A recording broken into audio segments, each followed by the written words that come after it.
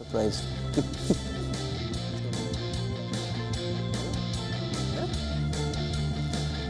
Hello and welcome to the League of Champions here on WION. With me, Digvijay Singhdeo. We've had nearly a fortnight of cricket in the tournament, christened the Mini World Cup, and there have been surprises or not. Yes, Chris Harris, for one, is disappointed his New Zealand team are out. Interestingly though, 3 teams which made the semi-finals at the 2015 World Cup are out, and we have 3 Asian teams in the last 4 of a tournament in England.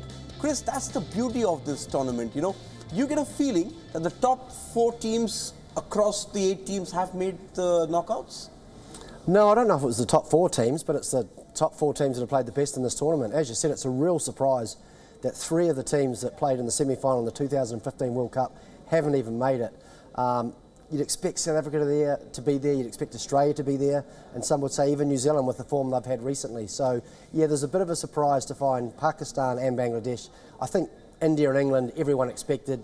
For me, they're the 2 strongest teams at this tournament. But is it also because of the format, just 5 matches and you win a tournament? Because a World Cup is a much longer tournament. Yeah, there's been a few sides that have been a little bit unlucky. You look at Australia, 2 rain-affected matches.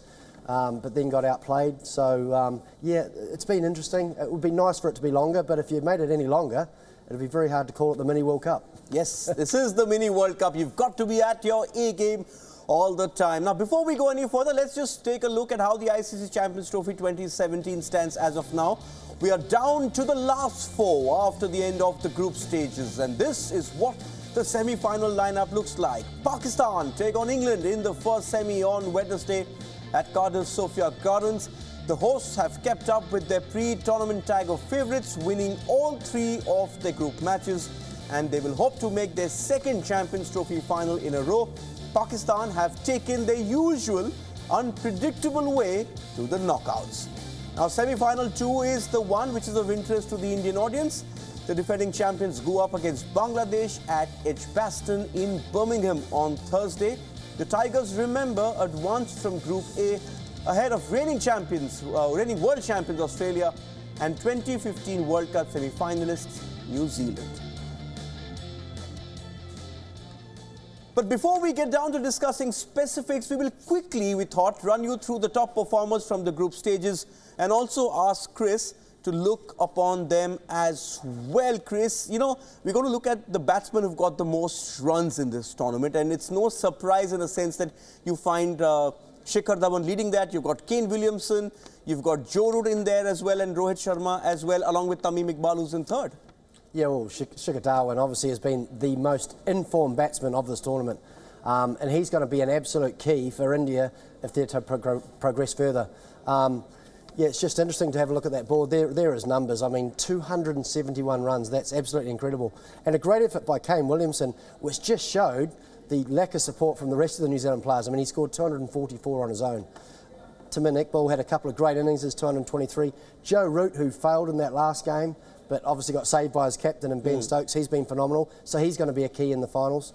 And also Rohit Sharma, 181. There's a wee bit of a gap there between his other opening partner, almost 100. Perhaps because of the failure in the last game against South Africa. Yeah, almost 100 runs difference, but they've been a phenomenal pair opening, Shawa and Shikhar Dhawan. So I think we've got a lot more to look forward to from those 2 coming up semi-finals and hopefully finals from India's point of view. Yes, we're going to look at the bowlers now, Chris, and these are the bowlers who have enhanced their reputations at this ICC event with their performances. Josh Hazlewood right at the top there, but he got 6 in one game. 6 in one game. I think that was the one against New Zealand. Liam Plunkett has got 8. Hassan Ali, very impressive the way Pakistan came back after that drubbing against India.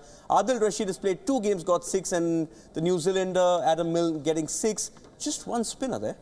Yeah, which is unusual, although it's in England, and when you look at it though, the seamers haven't got a huge amount of wickets either. But Josh Hazlewood, obviously he was in terrific form, brilliant figures against New Zealand, 652. So it's quite surprising when you see some of these figures that obviously Australia are on the way home. And no Indian there. The Indians haven't done too well because in that game against Sri Lanka, just Bhuvneshwar Kumar took a wicket. The rest were all run-outs. The Indian fielding is perhaps to blame for that. Their fielding has been very good, and also they're quite consistent. They've shared the wickets around, which is very nice. It's a very good team gel to do that. But Liam Plunkett, obviously a key for England as well. He's been a little bit expensive, but he's picked up key wickets at important times. and the numbers speak for themselves. Obviously, 2 Kiwis in there, one in the bowling and one in the batting, so it's nice to see Adam Milne, but once again, they're on the way home, so can have no further part in this tournament. There's one New Zealander alive in this tournament, that's you, and you're here with us. Those were the individual performances, but then cricket is a team game. Here are the 4 teams who have reached the knockout stages and will do battle for the ICC Champions Trophy.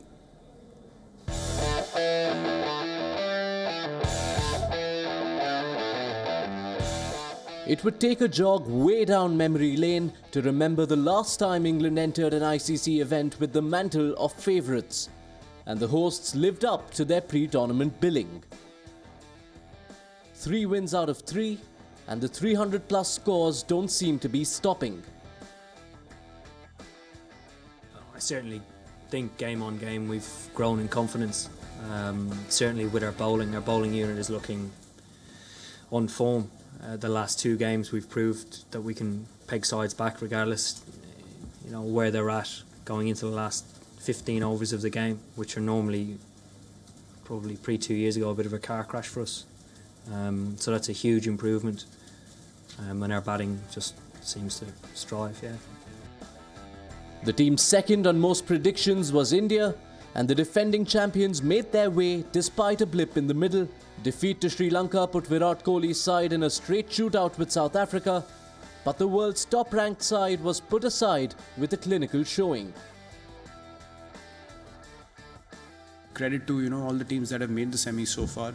Played some very good cricket to get there, and could be anyone, could be teams from the subcontinent, could be England's there as well. They're dominating, so it's all about who can play better cricket in a short and competitive tournament like this, and the results are in front of you. When Pakistan were thrashed in their tournament opener against India, not many would have given them a chance to even finish 3rd in Group B. But unpredictability is the only predictable with the men in green, and a superb show against South Africa was followed by the snatching of victory from the jaws of defeat in a virtual quarter-final against Sri Lanka. I think it's a great win today, and credit goes to the bowlers today. They bowled really well. Crucial time we took wicket today, and batting order, especially Fakhar Zaman, he played really well. Yeah, a little bit concerned about the middle order batting, and definitely we're sitting tomorrow and we will sort it out the problems. It speaks volumes about Bangladesh's prowess that they were lesser of a shock to make the semi-finals than Pakistan. That too from a group featuring the finalists of the 2015 World Cup. A win from 33 for 4 chasing 265 is nothing short of staggering for any side, and the Tigers roared into their maiden semi-final at any ICC event. I think that sort of performance,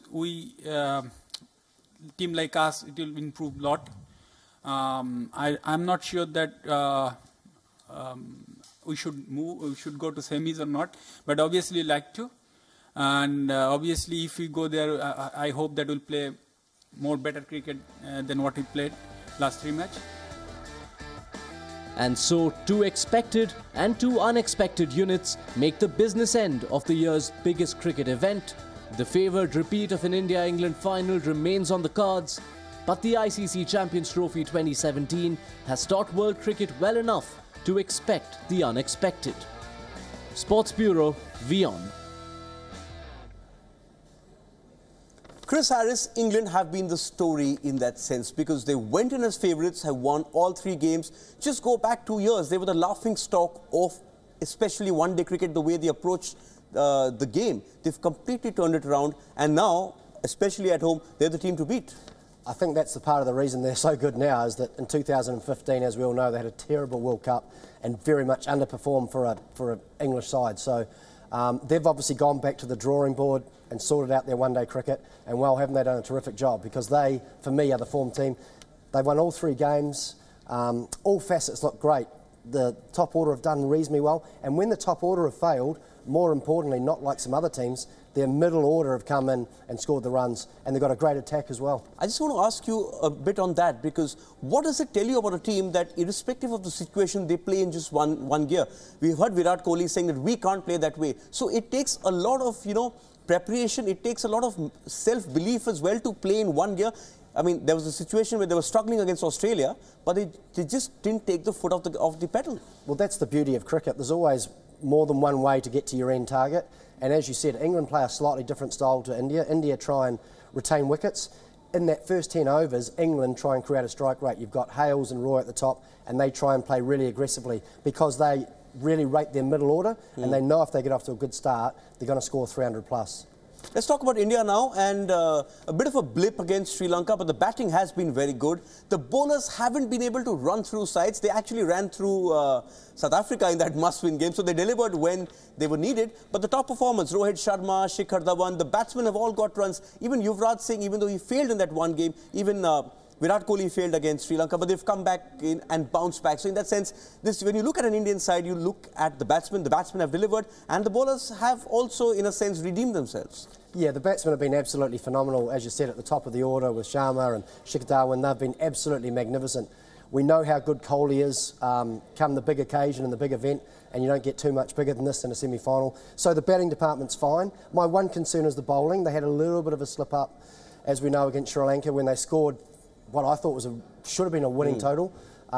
What they did brilliantly on that last game against South Africa is all the bowlers bowled better, but the fielding I thought was outstanding, and that set it. So their bowlers didn't run through South Africa, but their fielding, a couple of run-outs, and it set it up for the bowlers. So very quickly, Chris, do you think, considering all the options Virat Kohli has at his disposal, they have the perfect ingredients to go and win this tournament, batting, bowling, fielding? Yeah, I think if they get the balance right, they've certainly played well enough in this tournament to show they've got the goods to win and to win in the final. I hope they stick with the same team that they played against South Africa. I think Ashwin has to play. Yes, because he brings them that X factor. He knows the situation. One other team which is extremely difficult to talk about is Pakistan. You know, nobody would have expected Pakistan to make the semi-final, and as that package said, you know, Bangladesh wasn't much of a shock than Pakistan. They gave Sri Lanka every opportunity to come back and win that game after almost finding a way to implode, but somehow they managed to get over the line.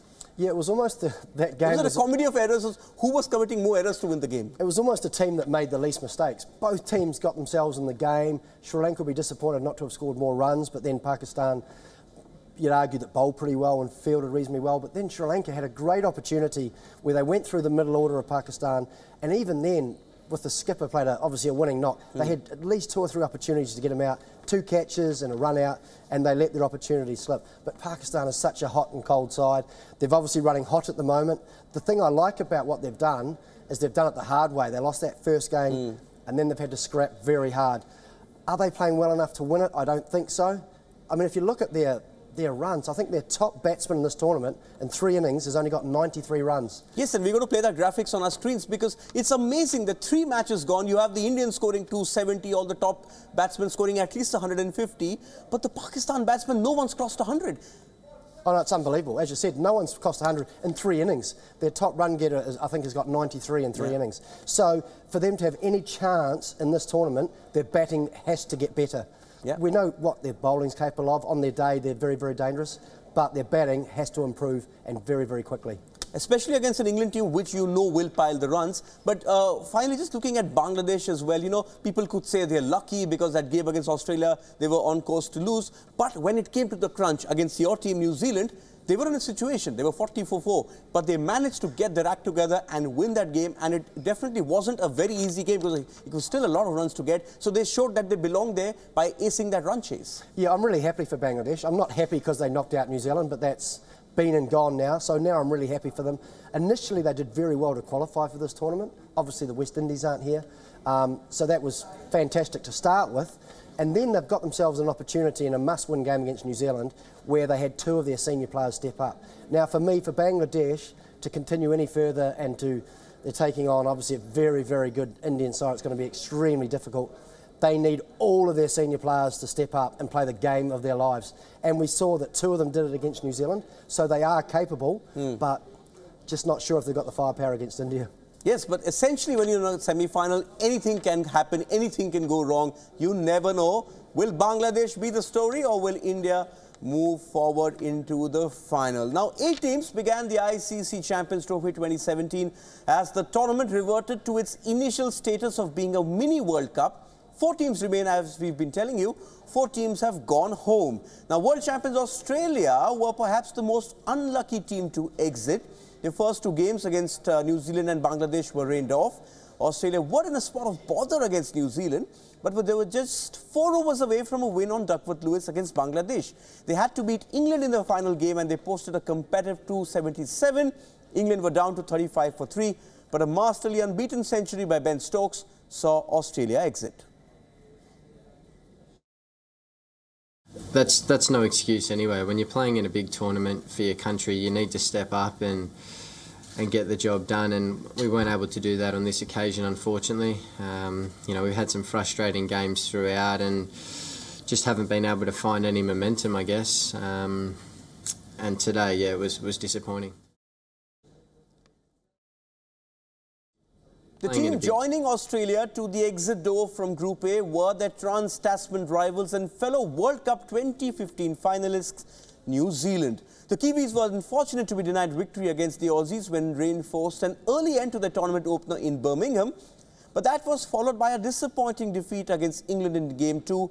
And when they allowed Bangladesh to fight back from 33 for 4 in a chase of 265 in a must-win final game at Cardiff, Kane Williamson's side were knocked out of the competition. I suppose after the start that we had with the ball, we thought 265 was going to be enough. Saying that at the halfway stage on that surface, we knew if we bowled well, we could make life quite difficult. Saying that, we would have liked a few more. Thought closer to 300 would have been a much better total, one that was achievable, certainly the position we were in. But it wasn't to be, and you know, in the past we have defended totals like that on those sorts of surfaces, and we were in a pretty good position to do it again.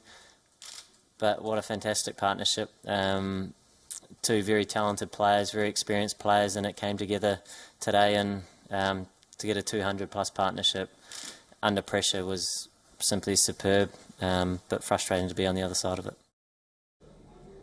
We aren't used to early exits from New Zealand in an ICC tournament, Chris Harris, and this one must have really hurt them because they look to have the ingredients, but they just could not get that support around Kane Williamson. Oh, exactly, and especially when you look, 2015 World Cup, we made the finals, we were probably the form team of that tournament. I think almost went through unbeaten. I mean, we played phenomenally.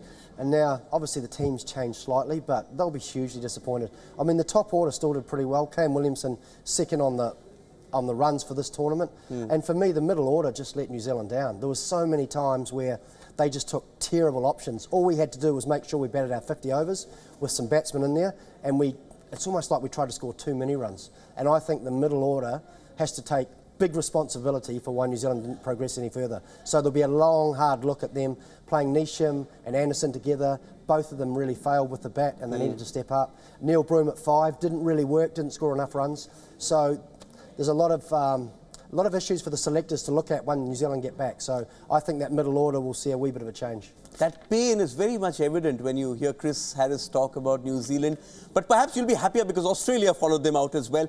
And you do feel for Steve Smith's team because they were unlucky. They were almost through against Bangladesh. And rain, when it comes to just one match, which they actually completed, the other 2 games were rained out. Yeah, the disadvantage Australia had was they had those 2 rained-out games, so their middle order, and lower order especially, never got an opportunity to really have a good bat in England conditions, especially during the tournament. There were some pre-tournament games, but they got rained out, their batsmen didn't bat, so their top order sort of got starts, but never really went on and got the big one. And they did exactly what New Zealand did. They lost too many wickets, should have scored more runs in their last fixture, and they didn't. So, again, their middle order, there was a bit of experimenting. Travis Head played very well, but he was the only one in the middle order. You know, Maxwell was disappointing and so many others as well. So once again, the Australian, bit like New Zealand, their middle order, they had lots of issues. Okay, so that was Australia and New Zealand exiting. Now in Group B, the surprise exit came from the world's #1 ranked side in one-day internationals. Hashim Amla's century stand, Imran Tahir's 4-wicket haul saw Sri Lanka beaten by 96 runs in Game 1. But then there was the inevitable implosion that is expected from South Africa as they lost first to Pakistan and then they simply didn't turn up against India. The tournament's a little bit different. You play different teams all the time on different venues, so it's a big challenge. No one said it's going to be easy, but we do come up short for some reason in tournaments like this, and it is pretty sad. I can't explain to you exactly what happens. I think you saw it out there today. Just a very poor batting performance. Nothing to do with the energy or the intensity or the belief in the team. We felt we had a great chance today. We came here to win the game of cricket, and we just unravelled as a side out there. 1996 World Champion Sri Lanka produced one of the turnarounds of the tournament after getting thrashed by South Africa. A fearless batting display chasing 321 against the Indians floored the world. Half-centuries from Gunatilaka, Kusal Mendis and Angelo Matthews saw the mighty Indians conquered. But like South Africa, Sri Lanka imploded against Pakistan with the game very much in the bag. Well, looking at today's performance, well, I thought we were, pathetic once again. If we had held those catches, would have been a different story today.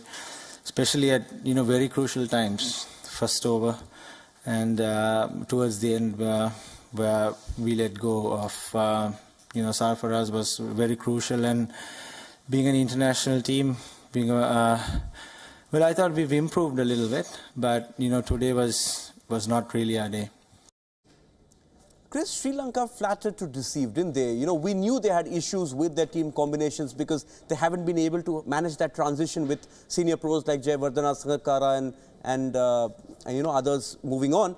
But when they beat India, you thought they had it in the bag. They even had their moments against Pakistan, but a comedy of errors in the field. Yeah, they're a young side and they're developing. As you said, they've lost some world-class players in recent times. But that victory against India, I thought that was going to be the turnaround for Sri Lanka. For me, the concern is, although Malinga's very, very experienced, he's still coming back from a rather large layoff, hasn't played a lot of cricket, and he was underdone. And their key batsmen are just, brilliant innings against India, but when they really needed them to step up, they couldn't in that big crunch game. And the most disappointing thing for me, when you're a young developing side, there's no excuses to make that many glaring mistakes in the field. If you're a young side, that's more reason to dive around, and you almost treat it as the extra bowler. If your fielding can just grow another arm, pull out some great catches and great run-outs. And as you said, they had so many opportunities to win that game against Pakistan, and it would have been a great battling win, but unfortunately they missed 2 catches and a run-out, which would have won the game. Yeah. But you'd expect them at least to take at least 2 of those 3 chances. And they didn't, and obviously Pakistan got through. You talk about excuses, but what excuses can the South Africans give? Very quickly, this happens all the time with them. The big disappointing thing for South Africa, for me, their real experience in their class is in their batting. And in the first game, they batted very well, and then they had 2 really bad batting performances. They've got quite a young, inexperienced bowling lineup, so the batters had to stand up in this tournament to score enough runs to give their bowlers a chance to bowl sides out. And twice they batted very, very poorly. Once against Pakistan and then once in that last game. And with the experience they've got, the class of Du Plessis, De Villiers, Amla, De Kock, there are no excuses. Those guys needed to step up and they didn't in this tournament. Yes, that was Chris Harris reviewing the group stages, but we'll also look at the first semi-final of the ICC Champions Trophy, which is coming up. It's in Cardiff, England taking on Pakistan. Very quickly, Chris, England have all bases covered. They haven't had a bad game yet. They had a few bad moments against Australia. Pakistan, you don't know which Pakistan will turn up. Very quickly set this one for up. Well, that's Pakistan, or for me, England's biggest problem, that they've won every game, so perhaps they're due to lose one. I think Pakistan are a little bit inconsistent. England have been very consistent throughout this tournament, so they're going to be very, very hard to beat. England have to go in favourites. They're at home. They've got the home crowd. And for me, Pakistan have just been a little bit inconsistent. Okay, Pakistan have been inconsistent. That's what Chris Harris says. That's it then for us on League of Champions with me and Chris Harris. We leave you with the programming reminder. England versus Pakistan, as we've been saying, in the first semi-final of the ICC Champions Trophy on Wednesday.